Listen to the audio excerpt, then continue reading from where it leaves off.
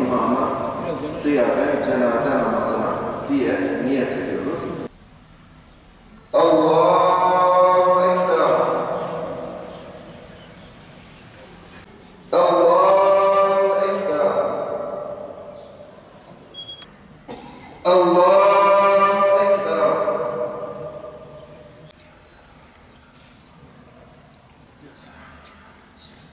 Esselamu Aleyküm ve Rahmetullah.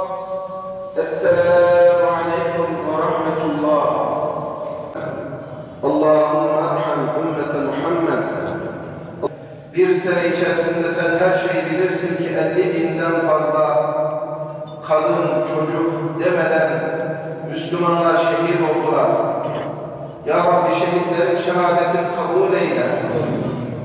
Gazze'de, Filistin'de, Lübnan'da, dünyanın çeşitli yerlerinde sadece Müslüman oldukları için zulme maruz kalmış olan kardeşlerimizi zalimlerin zulmünden selamete eriştir Allah'ım.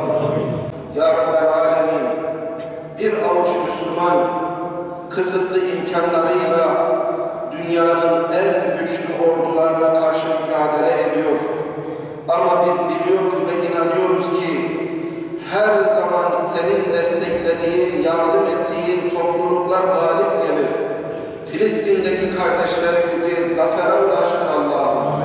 Filistin'de şehit olmuş olan kardeşlerimiz Yahya Sinvar ve İsmail Haniye ve birçok şehitlerimizin dünyanın çeşitli yerlerinde canlarını senin yolunda vatan uğruna feda etmiş bütün şehitlerimizin ruhlarını şad eyle.